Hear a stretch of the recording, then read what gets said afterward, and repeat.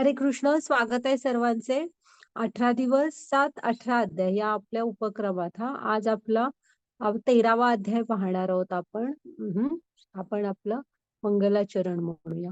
ओम अज्ञानतिमिरांधस्य ज्ञानांजन शलाकया चक्षुरुन्मीलितं येन तस्मै श्री गुरवे नमः.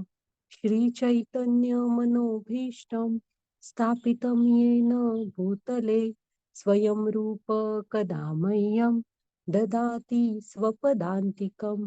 हे कृष्ण करुणा सिंधो दीनबंधो जगत्पते गोपेश गोपिका कांत राधाकांत नमोस्तुते.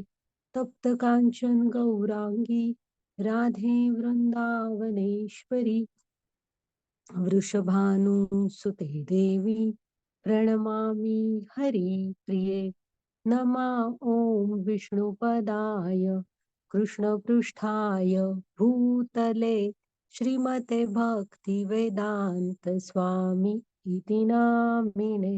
नमस्ते सारस्वते देवी गौरवाणी प्रचारिणे निर्विशेष शून्यवादी पाश्चात्य देश तारिणे.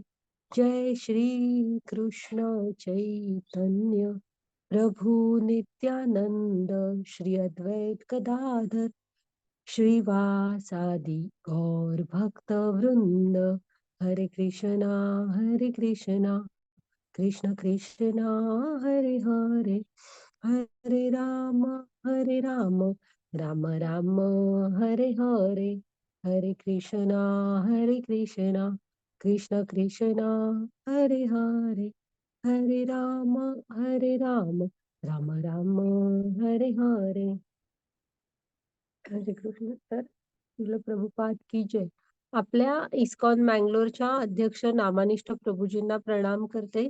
पुन्हा आपल्या ग्रुपच्या मराठी ग्रुपच्या हेड पूजा माताजींना प्रणाम करते आणि अन्वया माताजी ज्यांच्याकडून मी गीता शिकले त्यांना पण प्रणाम करते. आणि आता आपण आपला आजचा अध्याय बघूया. आपण कालचा अध्याय काय बघितला? माताजी घ्या पुढची स्लाइड.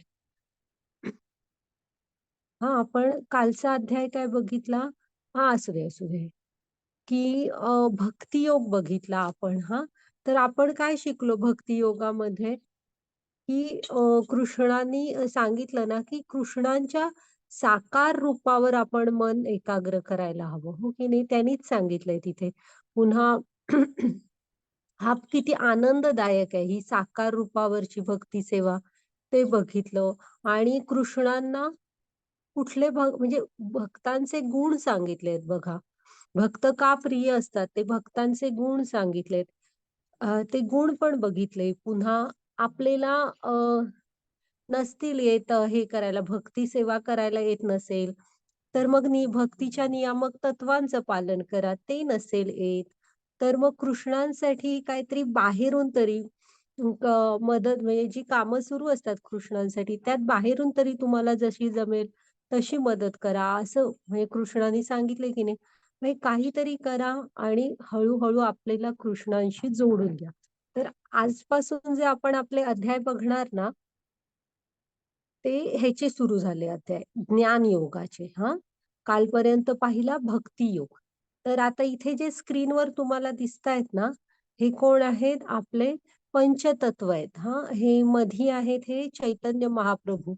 तर हे चैतन्य महाप्रभू म्हणजे कृष्णाने हा अवतार स्वतः घेतलेला आहे. कृष्णच चैतन्य महाप्रभू बनून अवतार घेतला होता बंगाल प्रांतामध्ये. हरिनाम संकीर्तनाचं आंदोलन उभं केलं चैतन्य महाप्रभूंनी.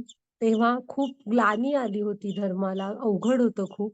तेव्हा हरिबोल या गजर पूर्ण भारतभर त्यांनी केला.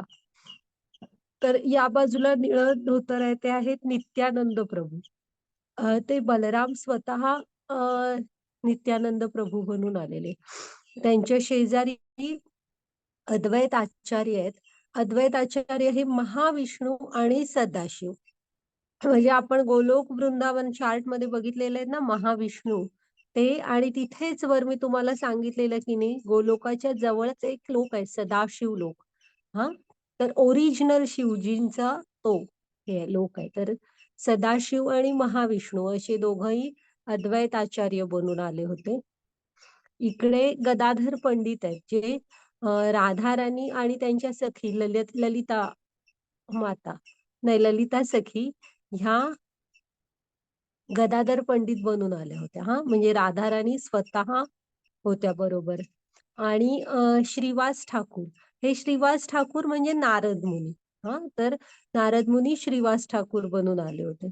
तर आपण जप करताना ना ह्या आचार्यांचा हे घ्यायचा आशीर्वाद, म्हणजे हा पंचतत्व मंत्र म्हणायचा. का म्हणायचा?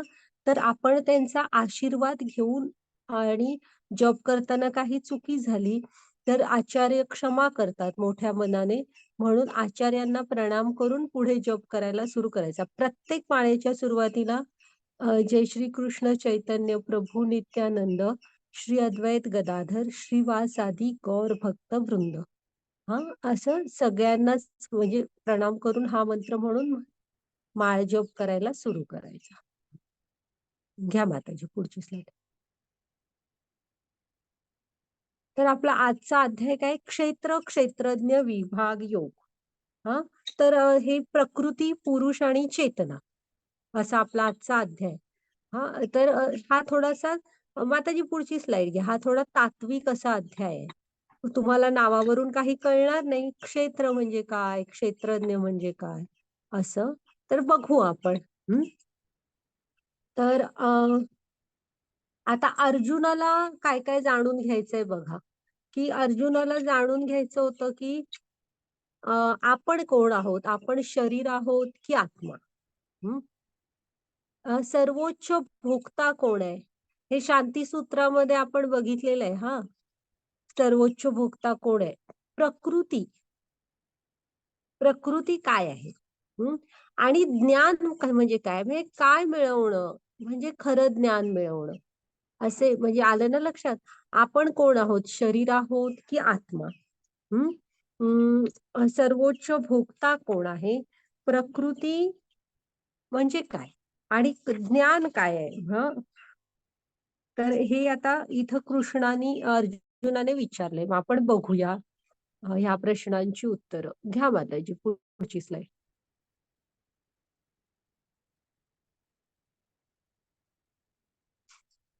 नाही, ही असू दे. तर हा आहे ना, आपण कोण आहोत ह्या प्रश्नाचं उत्तर बघा. तर आपलं शरीर आहे ना, हे असं 3 ह्यानी बनलेलं आहे. हे जे आपल्याला आपलं रूप म्हणून दिसतं ना, मी असा दिसतो, त्याला काय म्हणायचं? स्थूल शरीर. जे आपण आपण आरशात स्वतःला बघतो ना, ते दिसतं स्थूल शरीर.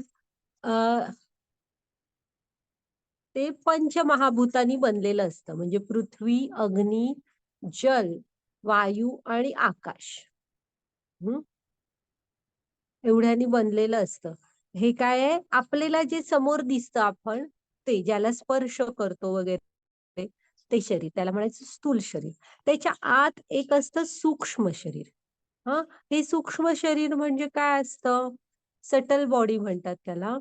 मन, बुद्धी आणि अहंकार ह्याने ते बनलेलं असतं आपलं सूक्ष्म शरीर. मन, बुद्धी, अहंकार झालं. आणि त्याच्या आत असतो आत्मा. आणि आत्मा कसा आहे? सच्चित आनंद. कसा आहे आपला आत्मा? सच्चित आनंद. ओके. तर ह्याला म्हणायचं आपले, म्हणजे आपल्या शरीराची ही रचना आहे, तुम्ही लक्षात घ्या. आणि आपल्या हृदयात आत्मा असतो, आपण हे माहित आहे आपल्याला.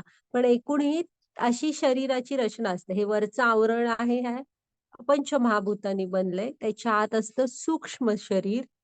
त्याला मग ते कसं मन, बुद्धी आणि अहंकार ह्यानी बनलंय.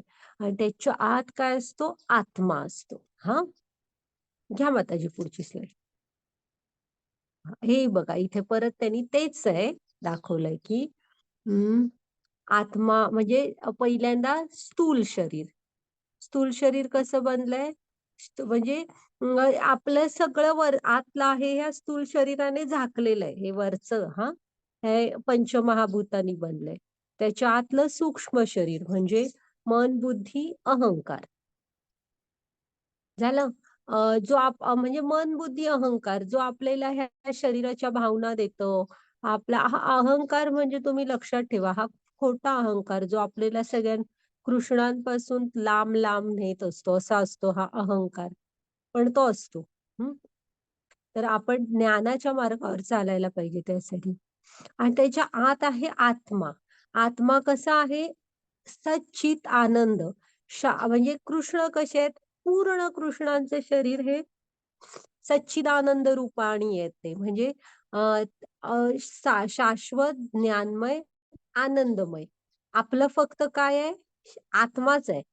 कारण आत्मा त्यांचा सूक्ष्मसा अंश आहे. त्यामुळे आपला आत्मा पण शाश्वत, ज्ञानमय आणि आनंदमय आहे. हां.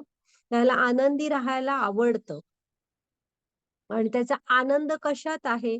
आपण बघतो ना, बघूया आता आपण त्याचा आनंद कशामध्ये आहे. घ्या माताजी पुढची स्लाईड.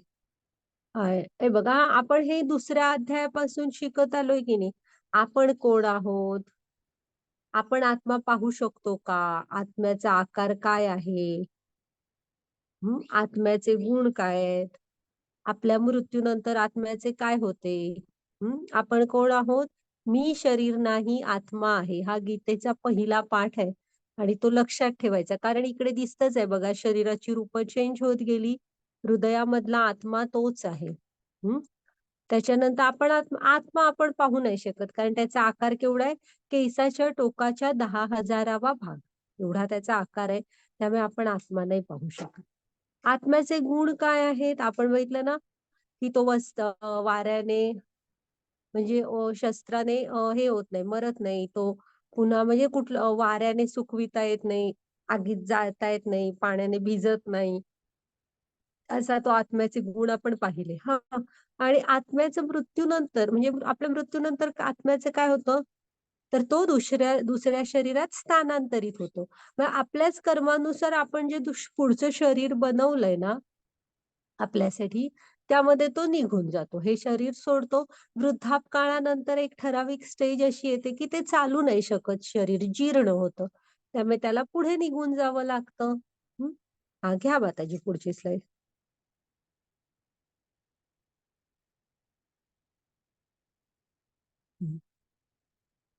हा लक्षात ठेवा आपल्या शरीराचा रथ खूप महत्वाची डायग्राम आहे ही. हे चित्र आहे. हां. तर आपले शरीराचा रथ म्हणायचा. ह्याला काय म्हणायचं? शरीराचा रथ. हे घोडे काय आहेत? तर आपली 5 इंद्रिय आहेत. हां. तो लगाम काय आहे लगाम? तो लगाम आहे ना, तो आपलं मन आहे. मग तो लगाम कुणाच्या हातात दिसतोय तुम्हाला? ती आहे आपली बुद्धी. हां. आणि तो प्रवासी कोण आहे? तो प्रवासी म्हणजे आपला आत्मा आहे. पांढरा ड्रेस घातलेला आहे ना, तो प्रवासी तो म्हणजे आपला आत्मा आहे. हां. आणि ही पूर्णच हा रथ म्हणजे कसला रथ आहे ते बॉडी म्हणून लिहिलंय बघा. हे आपलं शरीर आहे असं समजा तुम्ही. समजा म्हणजे हा शरीरच आहे आपलं. आणि हे 5 घोडे म्हणजे 5 इंद्रिय. त्यांचे लगाम म्हणजे आपलं मन. कुणाच्या हातात लगाम आहे? बुद्धीच्या. आणि प्रवासी कोण आहे? हा आत्मा. आता आपल्याला लक्षात येतच ना, तो निरंतर प्रवासातच असतो. सध्या तो या शरीरामध्ये आहे. हां, मग तो तुम्हाला कसा आता दिसतो? तर भांबावलेला दिसतोय बघा. हात असे केलेत. आता म्हणजे कुठे निघालोय मी, असा त्याच्या चेहऱ्यावर प्रतिक्रिया आहेत. का बरं आली आहे तशी प्रतिक्रिया? तर आता पुन्हा ह्या घोड्यांकडे या. हे 5 घोडे म्हणजे आपले 5 इंद्रिय आहेत. आता इकडचं आहे, लाल आहे तो रागवलेला दिसतोय. आणि 5 जण 5 वेगवेगळ्या दिशेला धावतायत. हां, उधळल्यासारखे धावतायत. हां, आणि म्हणजे मन आहे ना आपलं, ते काय तो लगाम म्हणजे आपलं मन आहे, जो बुद्धीच्या हातात आहे. बुद्धीने सगळं सोडूनच दिलेलं नाही. ते कसे हवे तसे धावतायत. त्यामुळे हा आत्मा भांबावलाय, की "अरे बापरे! आता मला हे नेऊन कुठे सोडणार?" असतं हां. तर तुम्ही पण लक्षात घ्या, की हा जो आपला शरीराचा रथ आहे ना, हा खूप म्हणजे खूप महत्वाचा आहे. जसा गीतेचा पहिला पाठ कधीही विसरायचं नाही, की मी शरीर नाही, आत्मा आहे. तसा हा शरीराच्या रथाचं चित्र स्वतःच्या डोक्यात कायमचं फिक्स करून ठेवा. हां, की हा आपल्या शरीराचा रथ आहे. हा प्रत्येकाच्याच शरीराचा रथ आहे. हां, हे घोडे म्हणजे 5 इंद्रिय आहेत. डोळ्यांना काहीतरी वेगळं बघायचं असतं, कानाला काहीतरी गप्पा, गॉसिपिंगमध्ये आपण आपला आयुष्याचा एवढा अमूल्य वेळ फुकट घालवतो. हां, म्हणजे तुकाराम महाराजांनी पण मला आता ते आठवत नाहीये, पण मी ऐकलेलं तेव्हा आमच्या माताजींनी सांगितलेलं, की सांगितलेलं आहे, की एक क्षण सुद्धा तुम्हाला मिळतोय ना तुमच्या कामातून वगैरे वेळ, तर फुकट घालवू नका. एक क्षण सुद्धा जो रिकामा मिळेल, तो नाम घेण्यात घालवा. नाहीतर तुम्ही स्वतःची खूप मोठा लॉस करून घेताय.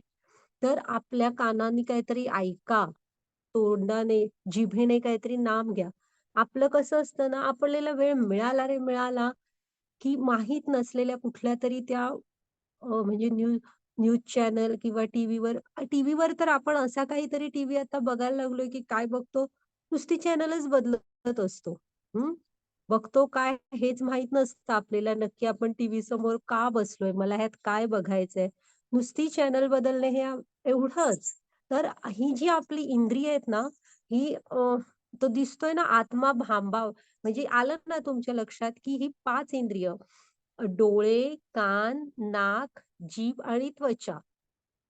अशी ही 5 इंद्रिय म्हणजे हे 5 घोडे. त्यांचा लगाम काय आहे? मन. मन लगाम असतो ना, बैलगाडी, घोडागाडी ह्याचा जो चालवणारा असतो, तो लगाम खेचत असतो बघा. ह्या दिशेला वळायचं, त्या दिशेला वळायचं. मग त्या घोड्याला, बैलाला बरोबर कळतं. वेगाने जाऊ शकतो, आपण हळू व्हायला पाहिजे. हे लगाम ठरवत असतो. ज्याच्या हातात लगाम आहे तो ते करत असतो. हं. मग हा आपला मनाचा लगाम आहे इथे. कुणाच्या हातात आहे? बुद्धीच्या हातात आहे. हां, जर का ह्या आता बुद्धीने ह्या चित्रात ते सगळंच सोडून दिलेलं आहे, तुमच्या मनाप्रमाणे वागा. तर ते कसे निघाल ह्या घोड्याकडे रथाकडे बघून तुम्हाला वाटतंय की नाही, हा तू पुढच्या क्षणी कुठेतरी जाऊन धडकणारच आहे. कारण 5 जणांना 5 वेगळे इंद्रिय भोग हवेत. अँगर दिसतोय, रागावलेत. हां, मग कसं असतं ना, आपण मग तो आत्मा भांबावणारच ना. आपल्या शरीरात असाच आपण आपल्या आत्म्याला करून ठेवलेलं असतं, की मी म्हणजे त्याला असं वाटत असतं, आता कुठे नेऊन सोडणार हा मला? पुढचं जंक्शन कुठलं असणार असा. तर आहे ना, आपण काय करायचं, आपल्या बुद्धीने मनावर ताबा ठेवायला शिकायचं. हां. ही इंद्रिय ही बेभान करायची नाही तशी, की त्यांच्या हातात सगळं देऊन चालणार नाही. तर आपल्या इंद्रियांवर आपला ताबा हवा. आपण जे म्हणजे भक्तांचे गुण ऐकलेत. त्याच्यात नेहमी ऐकलेलं आहे, की त्यांच्या इंद्रियांवर त्यांचा ताबा असतो. हनुमानांना काय म्हणतो आपण जितेंद्रियम म्हणतो. उगाच महान लोकं महान होत नसतात. तर त्यांचे गुणही घ्यायचे असतात. हां. आता बघा, आपण कसं करायला पाहिजे? आपल्या बुद्धीने आपल्या मनावर ताबा हवा आणि मन कंट्रोलमध्ये असलं, की ते इंद्रियांना बरोबर कंट्रोलमध्ये ठेवणार.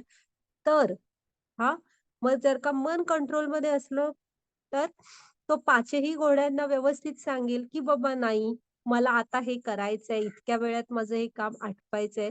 चला आपण आटपायचं." असं मनाने एकदा ठरवलं, मुख्य म्हणजे बुद्धीने आपण ठरवलं, की ते 5ही इंद्रिय एकाच दिशेने काम करतील. हां, हे एवढं काम आहे कंप्लीट करूया. मग आपण पुढचं बघूया असं. मग ते काम योग्य प्रकारे, चांगल्या प्रकारे, कमी वेळात व्यवस्थित होईल आणि त्याच वेळेस जर का मन करतंय विचार म्हणजे म्हणजे जीभ म्हणते आईने काय जेवण केलं असेल, कानांना कुठलं तरी गाणं ऐकायचंय, त्वचेला तोपर्यंत शरीराला गरमच व्हायला लागलं, चला फॅन लावायला उठतो. म्हणजे काय आणि काय, कुठे तोपर्यंत काय मग असे जर का 5 इंद्रिय तुमची 5 ठिकाणी धावत स्वतः सोडलात, तर तुम्ही जाऊन पोहोचणार कुठे? तुम्ही अर्जुनासारखं फोकस व्हायला शिकायचं. हं. आपल्या बुद्धीने आपल्या मनावर ताबा ठेवायचा आणि आपल्या शरीराचा रथ योग्य प्रकारे न्यायचा. म्हणजे आपला आत्मा हा हे असायला पाहिजे, की हां, व्यवस्थित निघालोय आपण. हां, ही खूप महत्वाची आहे आणि आपण हा ज्ञानयोग सुरू केलेला आहे शिकायला. पुन्हा-पुन्हा प्रत्येक दिवशी आपण ह्याला बघणार आहोत हां. घ्या माताजी पुढची स्लाईड. तर आपल्या आत्म्याला असं भांबावलेलं करू नका. हे आपल्याच हातात असतं. हा आपला आत्मा आहे ना, असं करू नका बघा, की ती स्त्री कशी स्त्री की म्हणजे की ते काय करतायत बघा, की त्यांचं लक्ष फक्त पिंजऱ्याकडे आहे. म्हणजे हे शरीर आपलं, ह्याला किती सजवू, किती म्हणजे ट्रीटमेंट, ब्युटी ट्रीटमेंट आल्या, कपडे-लत्ते आले. खरं तर एक अंघोळ स्वच्छ केली हां, किंवा खूपच गरमीच्या दिवसात 2दा अंघोळ केली, तरी काय आपल्या बॉडीला वास वगैरे येत नाही. बॉडी ओडर इतका येत नाही. पण तरी सुद्धा ते डिओड्रंट हे ते म्हणजे फक्त वरच्या ह्याला आपण आणि त्याच्या आणि शरीराला एवढे भयंकर साइड इफेक्ट, हे आपण पूर्ण शरीरात अडकून बसलेलो आहोत. आतल्या आत्म्याच्या आनंदासाठी काहीतरी करायला पाहिजे आणि आपण कसं दिसतो, हे आपल्या मनाच्या स्थितीवर अवलंबून असतं. हे सुद्धा ॲक्चुअली हे सगळं सायन्समध्ये प्रूव्ह झालेलं आहे. आपलं अध्यात्म सांगतं म्हणून नाही. तुम्हाला वैज्ञानिकच भाषेत हवं असेल ना, तर मन आनंदी तर आपला चेहरा पण तुम्हाला आनंदीच दिसणार, सतेज असतो. आता प्रभुपाद स्वामींचे तुम्ही म्हणजे एवढे वयस्क असतानाचे फोटो बघा, ते किती तेजवाले दिसतात. सतेज आहे कांती त्यांची. त्यांनी त्याच्यासाठी काय केलं होतं, ब्युटी ट्रीटमेंट घेत फिरत होते. तो आतला आनंद होता तो, जो आनंद मनातला होता तो त्यांच्या चेहऱ्यावर उमटतो. तसं असतं. आपण थोडंसं आत्म्याच्या आनंदासाठी काहीतरी करायला पाहिजे. जी आपली कर्तव्य आहेत ना, ती पूर्ण केल्यावर पण आपल्याला एक वेगळा आनंद असतो आणि कृष्णाच्या सेवेत स्वतःला जोडून म्हणजे आत्म्याचा आता आनंद काय बघूया आपण हां. खूप शरीरामध्ये अडकलो तर कधी जाणार आपण मनुष्य जन्म आता बघणार आहोत ज्ञान म्हणजे काय? मग आता पुढची स्लाईड घ्या. अर्जुनाने इथे प्रश्न विचारलाय ना, की ज्ञान कशाला म्हणतात? हां, इथे आलं बघा. आत्म्यासाठी अन्न. हरे कृष्ण, कृष्ण कृष्ण हरे हरे, हरे राम, राम राम हरे हरे. भांडण आणि ढोंगीपणाच्या या युगात सुटकेचे एकमेव साधन म्हणजे परमेश्वराच्या पवित्र नामाचा जप. दुसरा कोणताही मार्ग नाही, दुसरा कोणताही मार्ग नाही, दुसरा कोणताही मार्ग नाही. कारण आणि हे स्वतः चैतन्य महाप्रभूंनी सांगितलेलं आहे. त्रिवार नाही, म्हणजे नाहीचं असतं. हं. त्याने मी 3 वेळा सांगितलेलं आहे बघा, की कलियुगात पवित्र हरिनामाच्या जपापेक्षा वेगळं कुठलाही मार्ग नाही. आजच ते मी एक हे ऐकत होती आपलं भक्तिगीत नाथा घरी म्हणजे अबीर गुलाल उधळीत रंग, नाथा घरी नाचे माझा सखा पांडुरंग. ते तुम्ही ऐका परत हां. आता जर का तुम्ही गीता शिकताय ना, परत एकदा YouTubeवर लावा आणि शांतपणे ऐका. त्यांनी त्यात काय सांगितलंय. पंढरीला जाऊन काय करायचं असतं? अभंग गात त्यांचं नाम घ्यायचं असतं. नामस्मरण करायला हवं तुम्ही आणि चंद्रभागेमध्ये स्नान निस्संग होऊन करायचंय. ह्याच्यात मन अडकलं, त्याच्यात मन अडकलं, असं करून नाही चालणार. तुम्हाला कसं असतं ना, कृष्णांसाठी जायचं असतं तिथे फक्त, विठ्ठलासाठी जायचं असतं. खूप छान आहेत हे आपली भक्तिगीतं. गीता शिकल्यावर तुम्हाला ती खरे त्याचे अर्थ कळतील, की आपल्या ह्या संतांची परंपरा किती थोर आहे आणि त्यांना काय सांगायचंय आपल्याला. हं. तर आत्म्यासाठीचं अन्न त्याला थोडंसं द्या आणि हरिनामाचा जप ह्याच्यावरचं महत्त्व तर मी म्हणते आणि एक 15-16 दिवसाचं अनुभव सांगत काहीतरी लेक्चर होईल. एवढे अनुभव तुम्हाला मिळणार.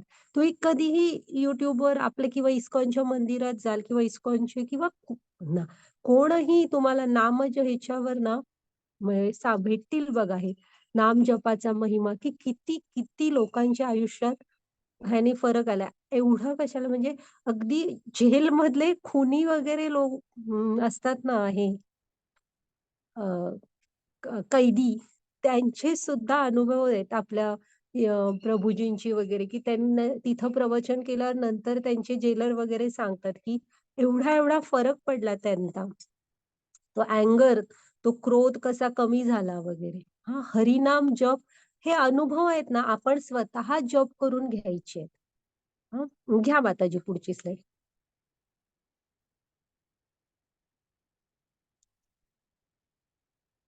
हां, आता ही आहे ना, राईट चेतना म्हणजे की नाही चेतनेचा आपल्या कॉन्शियसनेस आपल्यामध्ये चेतना आहे. मग चेतनेचा आपण योग्य उपाय करायला हवा. आता हा चाकू बघा, ह्या दरोडेखोराच्या हातात आलाय तर काय बनलाय बघा हां. आणि हा चाकू डॉक्टरांच्या हातात आला तर पेशंटवर उपचार करून वाचवतोय आणि तोच चाकू दरोडेखोराच्या हातात गेला तर तो काय करतोय? अ, हे करतोय म्हणजे त्याला भीती दाखवून पैसे लुटतोय. आणि डॉक्टरांच्या हातात गेला तर ते काय कोणाला भीती दाखवून पैसे घेतात का? नाही. तर आपल्याकडे आलेल्या पेशंटला काहीतरी दुखत असतं वगैरे, काहीतरी सर्जरीची गरज असते. तेव्हा ते त्याला नीट करण्यासाठी त्याचा उपयोग करतात. तर ही असते चेतना, की तुम्हाला जे मिळालंय ना त्याचा तुम्ही उपयोग कसा करता? योग्य उपयोग करायला हवा आपण. घ्या माताजी पुढची स्लाईड. आणि हे सगळं आपल्या हातात असतं. बुद्धी आपल्या हातात आहे. हां, आता बघा हा हा एक मोठा प्रश्न असतो आपल्याला, की माताजी तुम्ही म्हणताय तसं आम्ही वागतो आणि म्हणजे पण आम्ही बघतो ना आजूबाजूला लोकं असं वागतात, तसं वागतात, तरी आमच्यापेक्षा खूप सुखात आहेत. तर सुख ही मुळात ह्याची कल्पना आहे म्हणजे तुमच्या मनाशी निगडीत. कोणी कशात सुखी समाधानी असावं ह्या वैयक्तिक संकल्पना आहेत. त्याचे काही स्टँडर्ड नाहीये. हां, आपलं जे नेहमीचं आयुष्य आहे त्यातही काही जण सुखी असतात आणि सगळं असून सुद्धा धावतच असणारी असमाधानी माणसं पण असतात. त्यामुळे ती एक वैयक्तिक कल्पना आहे. तरी पण इथे काय सांगायचंय, की हे जे पाप-पुण्य आपण एक श्लोक बघितला आठवतंय, की ह्या पाप आणि पुण्याचं हे आहे ना 1 मिनिट हां, 1च मिनिट हां.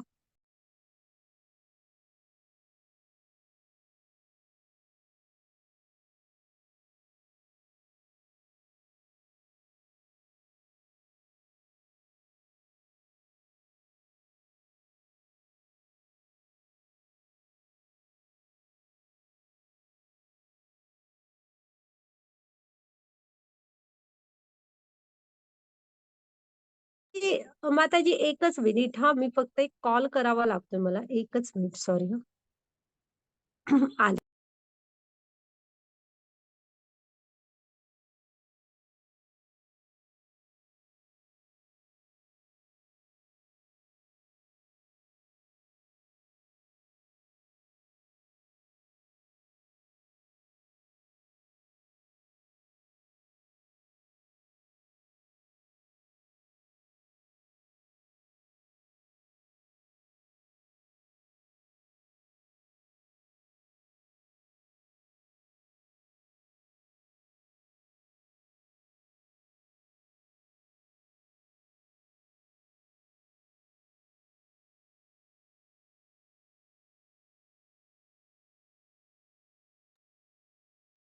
हरे कृष्ण. सॉरी हं. तर आपण एक श्लोक बघितलेला बघा, ज्यात कृष्णानेच सांगितलं, की ह्या जे कर्म आहे ना आपलं, त्याची गुंतागुंत खूप जटिल अशी आहे.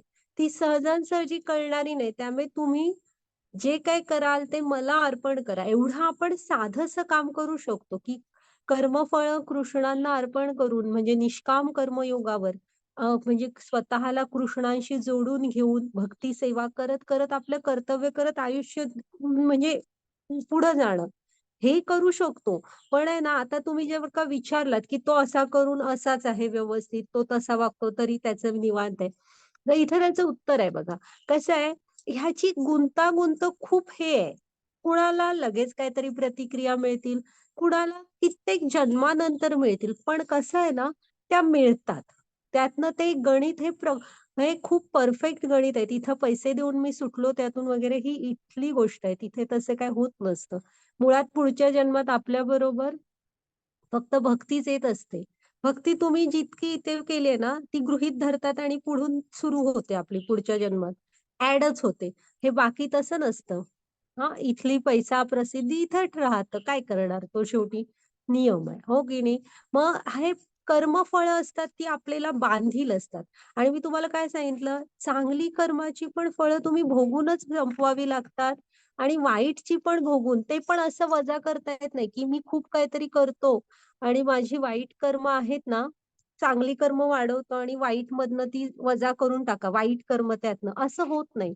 मृगराजांची गोष्ट लक्षात ठेवायची, की एकच चूक केली होती. ते पण त्यांना काय सांगितलं, की तुम्ही म्हणजे तेही तुम्हाला भोगूनच हे करायचंय, त्यासाठी पण जन्म घ्यायचाच आहे आणि चांगली फळं भोगायला पण जन्म घ्यायचाच आहे. असं आहे हे चक्र. मग आता ह्या माणसाने काय केलंय बघा. पहिल्यांदा विचार मनात आलाय, मी चोरी करू का? चोरी करू का?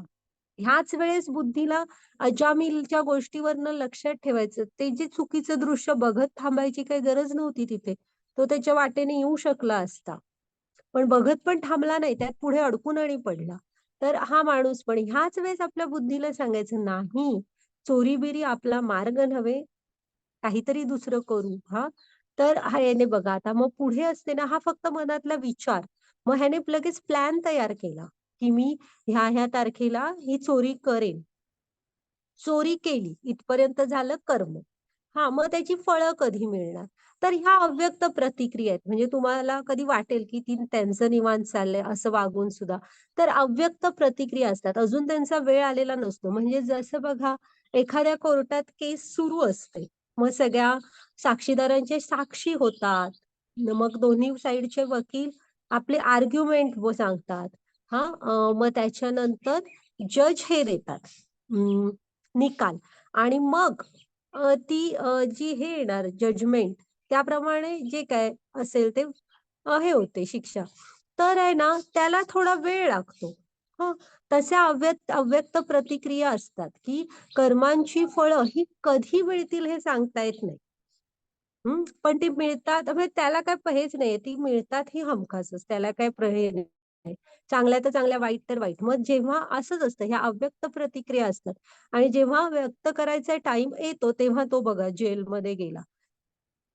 तर असं आहे ते. ज्याच्या त्याच्या कर्मांची फळं ही ज्याला त्याला मिळतच राहतात. फक्त कधी खूप लगेच मिळतील, कधी वेळ लागेल, ही कर्माची गुंतवणूक खूप जटिल आहे. हां, पण त्या मिळत नाहीत तोपर्यंत अव्यक्त असतात. मिळाल्या म्हणजे प्रकट झाल्या.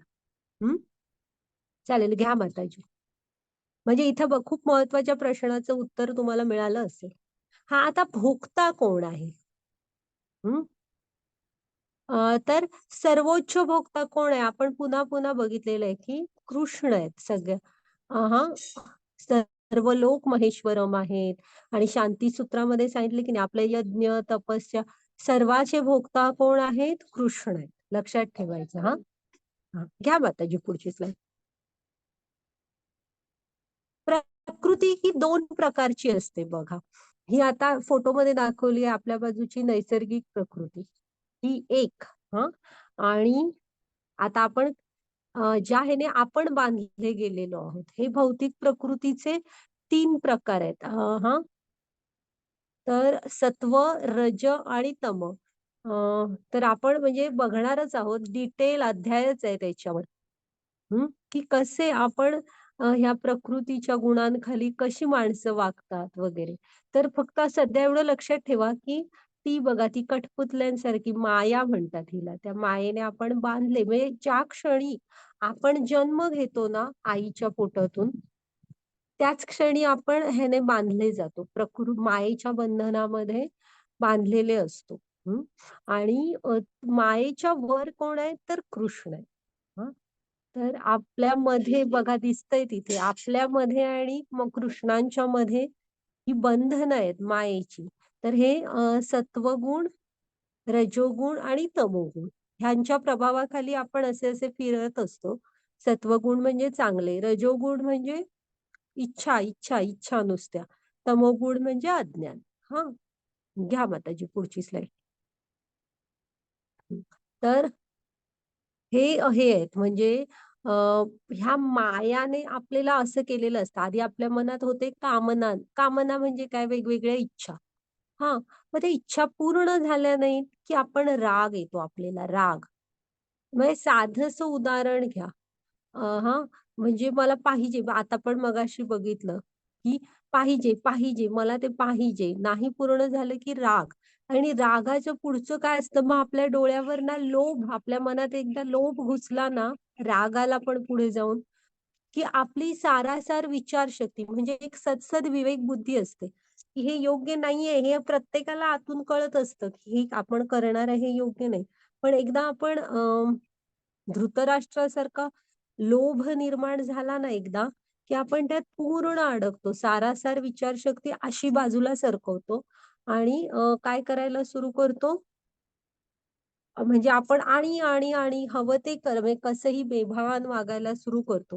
त्यामुळे ह्या ज्या कामना आहेत ना, त्याच स्टेजवर स्वतःला आवरायचं. इच्छा सगळ्यांच्या होत असतात, छोट्या-मोठ्या ते सगळ्याच आणि सगळ्यांच्याच सगळ्या इच्छा पूर्ण होत नाहीत. म्हणजे त्यासाठी पुन्हा तुम्ही पैशाशी हे सगळं जोडू नका. किंवा ह्या देशात राहिलो असतो तर सगळ्या इच्छा पूर्ण झाल्या असत्या. खूप म्हणजे तुम्ही त्या देशात राहणाऱ्यांना म्हणजे परदेशात राहणाऱ्यांना भारतात अट्रॅक्शन असतं ना, त्या लोकांशी काय आता काय सगळ्यांची कोण ना कोणतरी प्रत्येकाचं असतं परदेशात. तर तुम्ही विचारा तिथले स्ट्रगल हे वेगळे आहेत. तिथली सामाजिक असुरक्षितता बघा. हो, तिथले प्रॉब्लेम तर तिथले, इथले इथे. मग इच्छा ह्या प्रत्येकाला होत असतात आणि त्या पूर्ण होतात पण, नाही होत पण. त्याच स्टेजला आपण आपल्या बुद्धीने विचार करायचा, की हां, ठीक आहे पूर्ण झाली तरी ठीक आणि मला ह्याची आता गरज आहे का? आहे का गरज? किंवा आत्ता माझी प्रायोरिटी काय आहे? त्याचा विचार करायचा. म्हणजे त्याच स्टेजवर स्वतःला आवरायला शिकायचं. म्हणजे हे क्रोध आणि लोभ इकडे होणारं पतन आपण थांबवू शकतो. हां, आणि आपल्या शरीराचा रथ जरा योग्य ठिकाणी नेऊ शकेल. हां, घ्या माताजी पुढची स्लाईड. आध्यात्मिक पतनाचे हे 8 टप्पे आहेत बघा. जर का आपण आपल्या बुद्धीने मनाला ताब्यात ठेवलं नाही. आता मी सांगितलं ना, त्या काममध्ये, कामना, इच्छांमध्येच स्वतःला आवरायचं. साधं घ्या, की आता आज तुम्हाला वाटतंय, की आज संध्याकाळी बाबा आमच्या आईने काय करावं, मटकीची उसळ वगैरे असं नाही नको. अं, असं काहीतरी भजी वगैरे करावे असं तुम्हाला वाटतंय. हां, मग तुम्ही आईला सांगितलत, की मला ते हवंय. ठीक आहे, मग असं होऊ शकतं ना, की मिळतील पण आई करू शकेल. कदाचित आईला वेळ नसेल किंवा आईने दुसरं काहीतरी स्वतःचं ठरवलं असेल काहीतरी प्लॅन किंवा एखाद्याचा उपवास असेल वगैरे घरात. मग आई म्हणेल, "आज त्यांना नाही चालणार, असं करूया, उद्या करूया." म्हणजे एकत्र सगळे खाऊ. हे छोट्या-छोट्या गोष्टी म्हणजे पूर्ण होईल पण नाही पण. तर त्यावेळेस का आपण, मी दुःखात बुडालो, आता मला नाही मिळाले." असं नसतं ना. आपण आपल्या मनाला समजूत काढायला हवी, की आज नाही तर ठीक आहे, उद्या खाऊ वगैरे. जरासं आपल्या बुद्धीने मनाला ताब्यात ठेवायला शिकायचं आणि आपलं मन मग ताब्यात राहिलं, की आपली इंद्रिय ताब्यात राहतात आणि तुम्ही अर्जुनासारखे फोकस राहून आपला जीवनक्रम जगू शकाल. हां. आता हे आध्यात्मिक पतनाचे टप्पे बघूया कसे आहेत. पहिल्यांदा इंद्रिय वस्तूंचा विचार. हं. ते आता कामना सांगितली. मग त्यात आसक्ती त्याचाच विचार. ते असं करेन, मग मी तसं करेन आणि ते तेवढं पूर्ण घेऊन घेईन. मग ते झालं की त्याची पुढे आसक्तीची स्टेज काय असते? मोह. हां. मोह म्हणजे परत मी तुम्हाला सांगते ना, हे मोह वगैरे म्हणजे आपण आपली विचारशक्ती बाजूला करायला सुरू करतो. मग अपूर्ण राहिली तर राग येतो. मोहाच्या पुढची स्टेज काय? राग. अँगर. मग अँगरची पुढची स्थिती काय? भ्रम. भ्रम म्हणजे आपण काय चूक, काय बरोबर ह्याचा विचार नाही करणार आम्ही. आम्हाला पाहिजे म्हणजे पाहिजे कसंही. मग स्मरणशक्तीचा गोंधळ. मग ती बाबा ह्याचे परिणाम काय होतील? किंवा हे काय गरजेचं आहे का मला? किती चांगली ही सगळी माझ्याशी वागली आहेत. मी का त्यांच्याशी असं वागतोय? हे काही आपली स्मरणशक्ती आठवत नाही. नुसता मला ते हवं एवढंच. मग बुद्धीचा नाश म्हणजे बुद्धी काही आपलं म्हणजे विचार नाही. सांगते ना, सारासार विचारशक्ती बाहेर बाजूला पडत जाते आणि भौतिक अस्तित्वाच्या जंजाळात आपण मग बुद्धिनाश झाला, की ते मिळवायसाठी काहीही करणं. मग तुम्ही काहीही केलं तर त्याच्या प्रतिक्रिया तर मिळणारच ना. मग त्यातनं बाहेर पडायची धडपड असं म्हणजे सगळ्या भौतिक अस्तित्वाच्या जंजाळात आपण अडकत जातो. म्हणजे ते हरीण आहे बघा, कुठं दाखवलंय? तिथे बोर्ड लिहिलाय काय? क्विकसँड म्हणजे दलदल. हां, तसं. ह्या दलदलीमध्ये तुम्ही एकदा अडकला, की बाहेर पडायसाठी जेवढी हालचाल करता, तेवढे त्यात आणि अडकत जाता. हां, मग सुरुवातीलाच आपल्या कोणत्याही तीव्र इच्छा असू नयेत असं म्हणतायत. म्हणजे इच्छा सगळ्यांनाच असतात. अरे, का होणार नाहीत? त्या होणारच. पण आपण जरा आपल्या बुद्धीने विचार करायला शिकायचं, की हां, करूया. आता वेळ नाहीये योग्य. नंतर, आता गरज आहे का मला त्याची? आता बाबा परीक्षा जवळ आली आहे. वगैरे असं हां. किंवा काही करायच्या पण असतात. बाबा मी ठरवलंय ना, मी सकाळी उठून एक 6 ते 6:30 तरी चालायला जाईन. तेव्हा उठून काहीतरी करायला पण हवं तुम्ही. गजर बंद करण्यापेक्षा वेगळं तो ऐकून उठून चालायला जायला हवं. असं म्हणजे सारासार विवेकबुद्धी तुम्ही वापरायला हवी. हं. आणि म्हणजे स्वतःला दलदलीकडे जाण्यापासून वाचवा. की उठायचंय लवकर, तर झोपेची तीव्र इच्छा बाजूला करायला शिका. म्हणजे हे असे जे मोहाचे क्षण आपल्या आयुष्यात इच्छांच्या स्टेपवरच त्यांना हे करायचं, की सॉर्ट आउट हां, ह्याच्यावर आपण योग्य प्रकारे काय वागू शकतो? गरज आहे का मला? हं. नाहीतर हे आपलं अधःपतन होतं बघा, आध्यात्मिक अधःपतन. अधःपतन सांगितले म्हणजे आणि त्या दलदलीत फसत राहतो. मग प्रक्रिया, प्रतिक्रियांच्या या खेळात अडकून पडतो. हं. आता जी घ्या पुढची स्लाईड.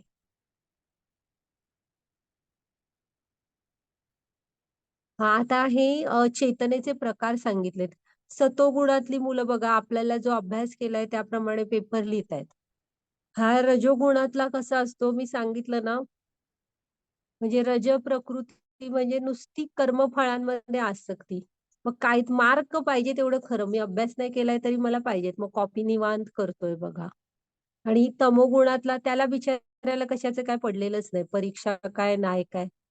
त्याला कशाचं काय नाहीच आहे. तर हे सतो, रजो, तमो हे म्हणजे ह्या प्रकृतीच्या प्रभावाखाली आपण कसे वागतो ते इथे दाखवलंय. तुम्ही पण थोडंसं जज करायला शिकाल. मी कसा आहे, हा कसा आहे, तो कसा आहे, असं थोडंसं आपल्याला बघा तुम्ही पण कशात काय बसता. घ्या बा त्याची पुढची स्लाईड. हे कसं आहे ना, आपण आहोत ते. हां, म्हणजे हे पृथ्वीवरचं सुख म्हणजे असं आहे. हा हत्ती जो आहे ना, तो बहुतेक काळ आहे. हां, म्हणजे मी तुम्हाला अर्थ नंतर सांगते. मला या चित्रातलं ना जरा आठवत नाही, की हे कोण काय आहे? हे प्रत्येक जण ना कशाचं तरी प्रतीक म्हणून आहे. हे म्हणजे काळ आहे. की जो आपल्या जवळ म्हणजे येणार तो उन्मळून टाकणारच आहे. कधी ना कधीतरी प्रत्येकाला तो असा आहे म्हणजे काळाच्या समोर कुणाचं काही चालत नाही. प्रत्येकाला लिमिटेड असतो तो. तो संपतो कधीतरी. पांढरा आणि काळा उंदीर ती आपली कर्म आहेत बघा. कसं आपलं हे कुरतडतायत. हां, म्हणजे कर्मफळांच्या ह्याच्यात अडकून बसलेत आणि मग हे खाली विहिरीत नाग आहेत ते नाही मला आठवत. मग ठीक आहे. हां, आता ह्या चित्राचा अर्थ बघा, की हा आहोत आपण हां. आणि तो तिथे टांगून घेतलं नाही त्याला त्याने स्वतःला लांबडी जीभ बाहेर काढून. कशासाठी? तर वरच्या मधमाशांच्या अ, छत आहे बघा, मधमाशांचं घरटं. मधमाशांच्या घरट्यातनं थेंब, थेंब हे गळतोय. अ, मध. हां, तो मध जिभेवर घेतोय. फक्त त्या कधीतरी पडणाऱ्या एका मधाच्या थेंबासाठी की नाही, तो काय करतोय बघा, त्या झाडाच्या फांदीला लटकतोय. हां, ज्या झाडाची फांदी इकडनं उंदीर कुरतडतायत, तो झाड उन्मळून टाकायला हे तयारच आहे. कोण? हत्ती उन्मळून टाकतोय आणि म्हणजे जर का वृक्ष उन्मळून टाकल्यामुळे किंवा ती फांदी त्यांची आधी कुरतडून झाली तर. दोन्ही ह्याच्यात हा पडणार कुठं आहे? खाली विहिरीत. ज्या विहिरीमध्ये ते बघा नाग डसायसाठी तयारच आहेत.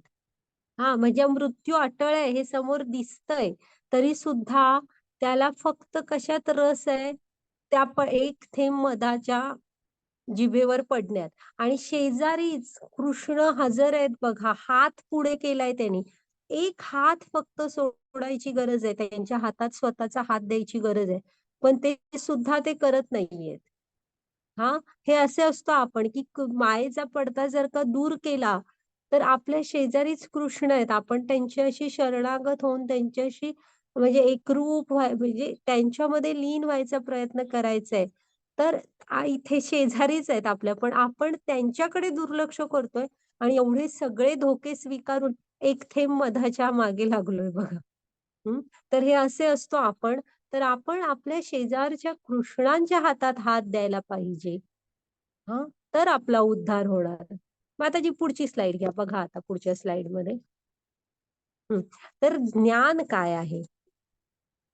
तर क्षेत्र आणि आत्मा यातला क्षेत्र म्हणजे आपलं हे शरीर. हां. क्षेत्र आणि आत्मा यातील फरक जाणून घेणं हे ज्ञान आहे. म्हणजे गीतेचा पहिला पाठ, की मी हे शरीर नाही आत्मा आहे.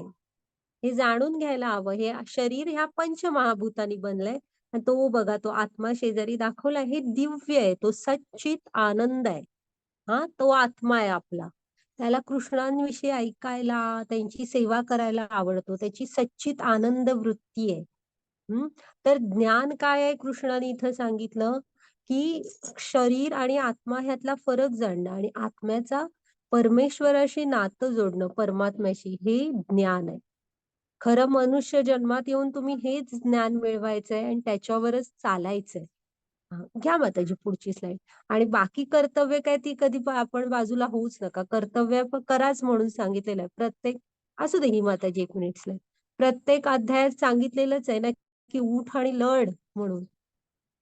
तर ते तुझं कर्तव्य आहे. मनात मला ठेव आणि लढ. पुन्हा जे काही होईल हार-जीत ती पण माझ्यावर सोड म्हणून सांगितले. पण कर्तव्य कर. तर हे बघा हां, आत्मा आपल्या हृदयात असतो आणि त्याच्याच शेजारी परमात्मा चतुर्भुज नारायण रूपात आहेत. आहेत की नाही? मग ते कसे प्रकारे आहेत माहिती आहे? एक झाड आहे फळांनी भरलेलं. हं. तर हा पक्षी आहे बघा. आपण जीवात्मा कसं करत असतो? तो जो पक्षी आहे ना, ती छानशी फळं खाण्यात तो मगाचचा मधाचा थेंब होता बघा, अशी ही फळं खाण्यात तो किती गुंग आहे बघा. आणि आपल्या हृदयातला परमात्मा तर म्हणजे तो शेजारचा पक्षी आहे.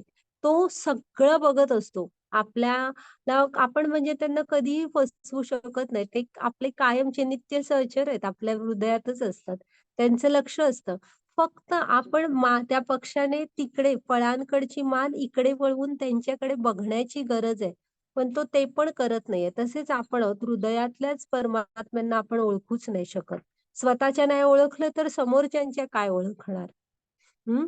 तर आपण आहे ना जराशी ही फळं खायची थांबवून जरासं परमात्म्यांकडे पण बघायला हवं. तर ना ते आपला उद्धार करणार. हं.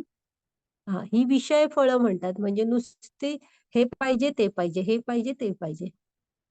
हां, घ्या माताजी पुढची स्लाईड. तर जरा परमात्म्याशी आपलं नातं जोडायला हवं आपण. आणि इथं ना 8व्या अध्याय 8 म्हणजे हे हे हे सांगितलेलं आहे म्हणजे की म मनुष्य जन्माची खरी दुःख काय आहेत? आपण बघितलंय की अर्जुनाला कृष्ण म्हणतात, की "तू व्यर्थ अज्ञानामध्ये अडकून व्यर्थ हे शोक करतोयस. खरी दुःख कुठली आहे? तर जन्म, मृत्यू, जरा, व्याधी." म्हणजे जन्मापर्यंत आपला कृष्णाशी संपर्क असतो मातेच्या पोटातून, पण जेव्हा बाहेर येतो तेव्हा आपण मायेमध्ये अडकतो. हे पहिलं दुःख. आणि त्या म्हणजे आईच्या गर्भात असं वेटोळ्या स्थितीत असतो. खूप कमी जागा असते वगैरे. हां, ते. त्याच्यानंतर मृत्यू. जे काय आहे, जसं आहे ते इथे सोडूनच जायचंय. म्हातारपणी आपण थोडे हे होतो, म्हणजे परावलंबी, शरीर साथ देत नाही. आणि आजारपण. हां, आजारपण हे कुणालाच नको असतं, तरी पण ती येऊन जाऊन असतात. तर मनुष्य जन्माची ही 4 खरी दुःख आहेत. जन्म, मृत्यू, जरा, व्याधी. हां, घ्या माताजी पुढची स्लाईड. मग ह्याचं ना आणि बेसिक गरजा ह्या झाल्या म्हणजे खऱ्या आहे आणि बेसिक गरजा काय आहेत आपल्या? पाणी, अन्न, वस्त्र, निवारा. हां, ह्या झाल्या गरजा. हे मान्य आहे. आपल्या बेसिक गरजा ह्या आहेत. मग त्याची पुढची स्लाईड घ्या. हां, मान्य आहे. पण ख खऱ्या आपला आनंद कशात आहे? ह्या गरजा तर आपण भागवू म्हणजे कर्तव्य तर करायला हवी. पण खरा आनंद पण शोधायला हवा. हं. हां, आता ही वृद्धापकाळ का दुःखदायक असतो बघा. असे हे केस पांढरे होणे, सांधेदुखी, स्मरणशक्ती कमी होणं, असा वृद्धापकाळ असतो. मग आता जी पुढची स्लाईड घ्या. हां, ही बॉलिवूडमधल्या ह्या अभिनेत्री आहे बघा हां. ही तरुण असताना जी आहे ना, तीच ही शेजारची आता अशी आहे बघा. तर हे असं आपलं शरीर असतं. म्हणजे ज्या शरीरासाठी आपण इतकं मागे धावत असतो, इतकं म्हणजे सध्या तर आपण खूप शरीराला केंद्र केलेलं आहे. त्यासाठी अभ्यास वगैरे मधनं पण आपण लक्ष काढतो. जे आपलं कर्तव्य असतं, मुलांकडे लक्ष देणं वगैरे. मुलं म्हणजे आई असाल तर आपल्या मुलांकडे लक्ष देणं वगैरे असं. ते प्रायोरिटीने करायला हवं. तुम्ही कसं दिसता?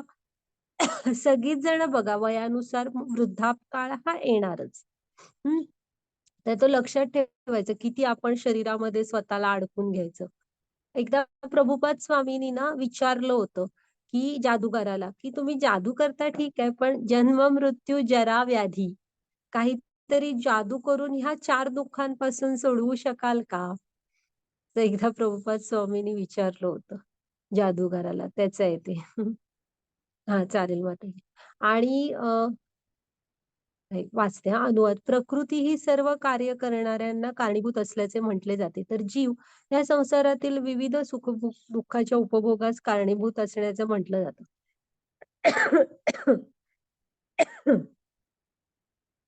म्हणजे प्रकृती तर सगळं करतच असते. सत्व, रज, तम त्याच्याच आपण ह्याच्या खाली असतो, प्रभावाखाली. थोड्याफार फरकाने कुठलं तरी काहीतरी प्रभावी असतं, काहीतरी कमी, पण त्या तीन ह्याच्या प्रभावाखालीच असतो. आणि जीव काय करत असतो त्या प्रभावांखाली जशा इच्छा होतील. आता आपल्या हृदयातच ते आहेत. जर का तुम्हाला मांसाहार खूप खावासा वाटतोय, तर कृष्ण म्हणतात कशाला बाबा एवढा त्रास, की मार्केटमध्ये जा, विकत आणा, शिजवा वगैरे. त्यापेक्षा पुढचा जन्म काहीतरी वाघ वगैरे असा देऊया.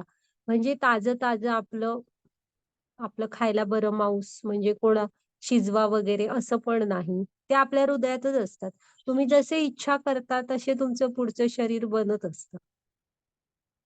हा, त्यामुळे आपण इथल्या सुखदुःखाच्या उपभोगास कारणीभूत हे आपण आपलेच आहोत. हा, मग आता पुढची स्लाइड घ्या. म्हणजे त्याच्यासाठी दुसऱ्यांना जबाबदार धरणं हा अज्ञान आहे. जेव्हा तुम्ही ज्ञानाच्या मार्गावर चालाल तेव्हा लक्षात येतं की ते सगळं आपणच आपल्यासाठी केलेलं आहे. त्याला दुसऱ्यांना तीही आपल्यामध्ये खूप वृत्ती असते. तुझ्यामुळे झालं, तुझ्यामुळे. हा खोटा अहंकार असतो. चांगलं काय झालं माझ्यामुळे, वाईट काय झालं उगाच विनाकारण दुसऱ्याला. तुम्ही बॉस असाल तर कर्मचाऱ्यांना वगैरे हे हॅमरिंग करत राहिल्यासारखं, तुझ्यामुळे झालं, तुझ्यामुळे. खरं तर असं नसतं.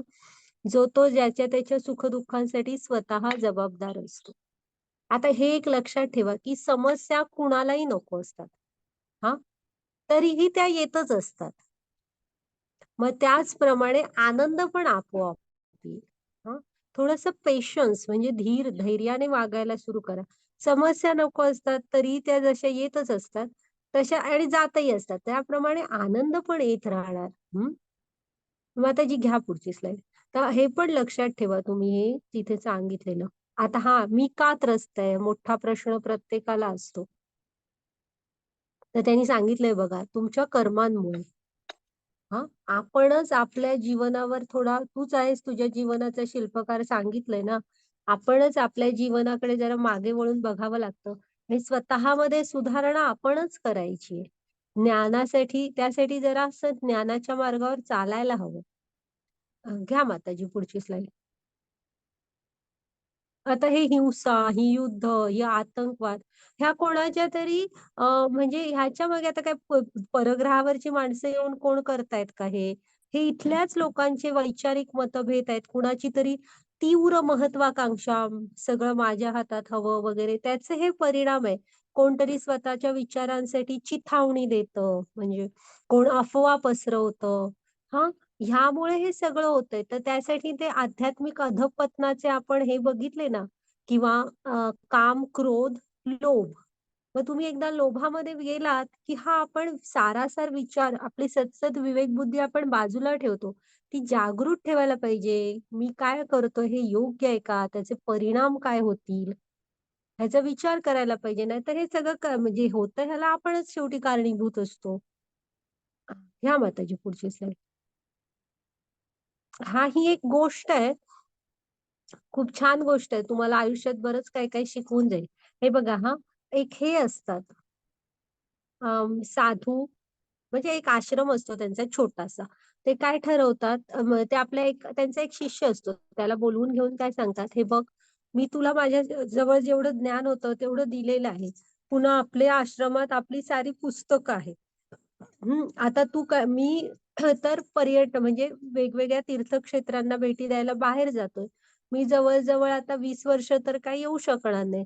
पण तू हा आश्रम सांभाळ, ह्यातल्या ग्रंथांचा आणि अभ्यास कर, आणि दिलेल्या ज्ञानाच्या मार्गावर चालत राहा, असं सांगून गुरुजी निघून जातात. मग हा जो हे असतो, काय म्हणतो आपण, त्यांचा तो शिष्य, हा शिष्याला ना एक दिवस एक उंदीर येतो त्याच्या आश्रमात. छोटा आश्रम असतो, आणि उंदीर काहीतरी कुरतडतो. मग ते दुसऱ्या दिवशी सकाळी त्याला दिसतं.